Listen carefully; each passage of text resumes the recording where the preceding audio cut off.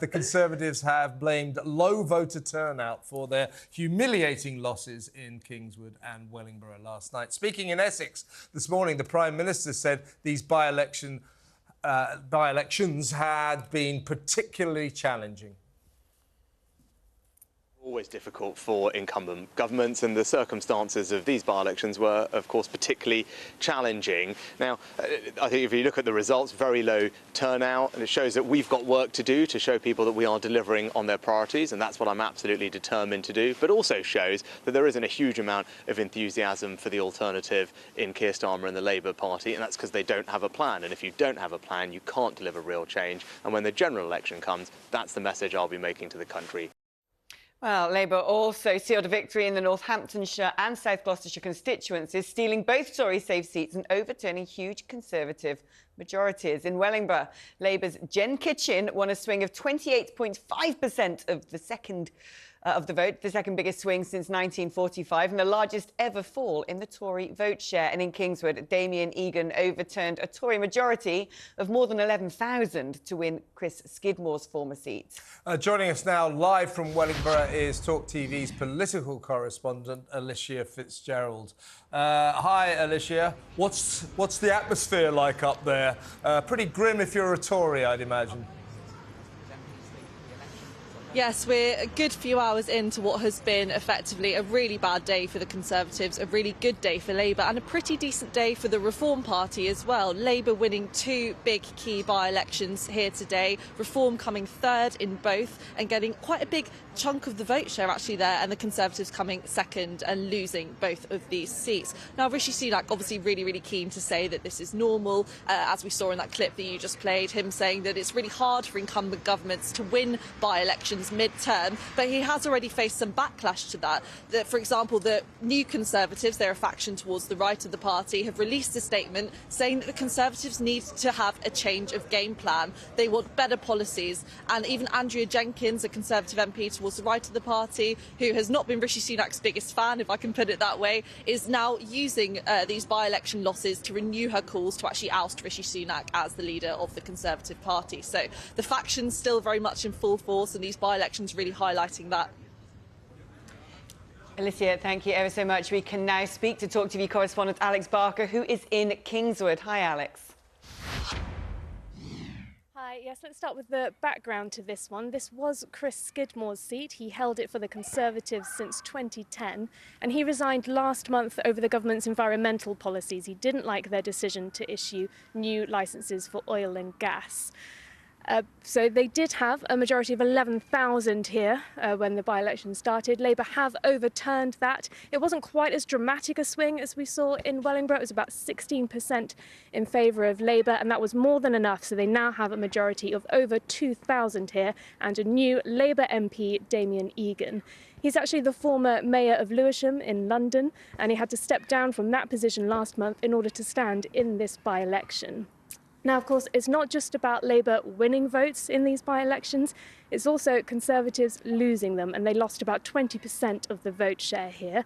We've heard the Conservatives giving lots of reasons for that. Rishi Sunak spoke about low voter turnout. It was about 37% here, very similar to Wellingborough as well. And it does seem like some Tory votes have gone over to Reform UK as well. We heard how well they did in Wellingborough. Similar story here, came third, over 2,500 votes. And actually, if you added the Tory and the Reform UK votes together here, they would have had more than Labour.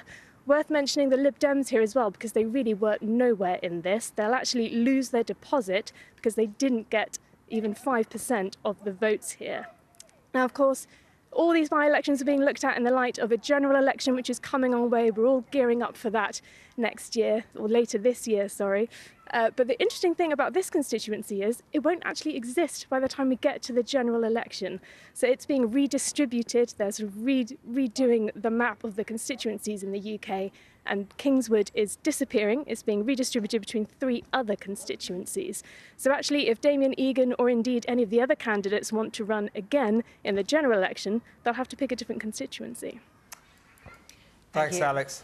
Well, now let's speak to former Conservative advisor Charlie Rowley. Charlie, I mean, not much comfort to be taken from either of those results, but what I really want to drill down in is looking at the actual votes cast in Wellingborough and say, well, you know, Labour storms to victory there. Of course, this was Peter Bone's seat, very safe Conservative seat, a very Brexity seat, a loyal blue seat up until today. Labour's vote 5 years ago was 13,700. Labour's vote yesterday was 13,800. 20,000 people just didn't turn out to vote at all compared to last time around. So those are the people. I mean, it's not a case that everyone's going, oh, yay, we love the Labour Party. We're leaving the Tories because we think Keir Starmer's great. They don't like him, but they hate you so much they didn't even bother leaving their houses. Well, I think the first part of that is Here we right. go. Here we go. I think you're actually... Tragic defence People coming up. People stayed at home because you're absolutely right. They didn't. There's voter apathy out there. They didn't feel, though, motivated enough to switch from being a Conservative voter to a Labour voter. And I think that in itself is quite telling, that the Labour Party haven't quite still been able to articulate what the country needs, what the actual issues are. They don't have a plan, because people, as you rightly said, Alex, stayed at home. Now, of course, what the Conservative Party have got to do, and they will take comfort from that to a certain extent, because they'll then need to know, well, okay, between now and the general election, how are they going to motivate that Tory base? And I think if the choice is clear at the next election, which it will be, there will only be one bloke that becomes Prime Minister, and it'll either be Sir Keir Starmer or Rishi Sunak. And I think Conservative voters, Conservative-minded people, will not want to put the risk of Sir Keir Starmer in number 10. They will come out and vote. Conservative-minded people want to take the risk of putting a Conservative back in power. It's hardly been a particularly Conservative 13 years. And that's why I think there is still a little bit of time. It's running out, don't get me wrong. It's running out, but there is still time. You've got a budget that's coming. You'll have an autumn statement of probably before the next election anyway. So you've got two fiscal big events to happen.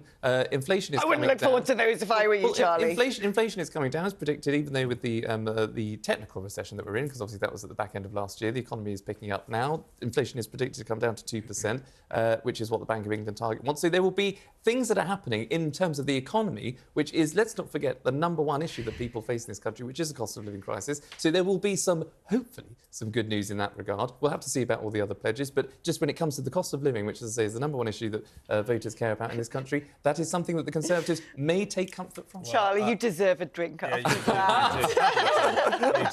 You do. It is water. Yeah, vodka, yeah. I'm going to go out on a limb. You say it will be the next Prime Minister will be either Rishi Sunak or Keir Starmer. I'm going to go out on the limb and say I don't think it'll be Sir Ed Davey. What does he think he's playing it? No doubt he's in charge of postal votes this time. But Charlie's right, isn't he, Benedict, that from these results, which are disastrous for the Tories, but the one solace they can take from them is that basically their supporters stayed at home. So Rishi's job at the general election is going to be to get these stay-at-home voters off their backsides and to the polls. How's he going to do it? I mean, but this is the problem. How do you do it? Because, yes, Charlie's right, the Labour Party doesn't have much of a plan. People are not particularly enthusiastic about it. But actually, the real concern for the Tories is they do have a plan. In fact, they have several plans. They keep on throwing them out and people don't trust them. They don't believe them to follow through on the plans. That is worse than people coming out to vote for a party that they don't believe has a plan, is when you give them a plan and people go, nah, it's not going to happen. If I were advising Tory MPs, I'd be telling them right now, invest in canned goods and shotguns because the wilderness is coming. They're going to be in it for a very long time. Talk about things like inflation coming down. It's going to go back up. This was a ludicrous thing for the government to promise to halve. It's going to go back up because of what's happening right now in the Gulf of Aden and the subsequent US ban on the export of LNG to Europe. These are things that the government cannot, in fact, control. And it's the only thing, basically, that it's able to say, yes, we have halved inflation. It's going to go back up. So when we do get to the general election time, once again, Rishi Sunak will be there with his 5 pledges. He will have failed, actually, to have hit all of them. And people will still be looking at the promises of Jeremy Hunt, oh, you're going to cut taxes, I don't believe you, you're going to do this, you're going to do that, I don't believe you. And the Labour Party is in a gifted position, a cherished position, where it is able to have no plan and U-turn on its plans, and people, its voters, still go, yeah, I'm going to turn out and I'm going to vote. They get to be rubbish, basically. You could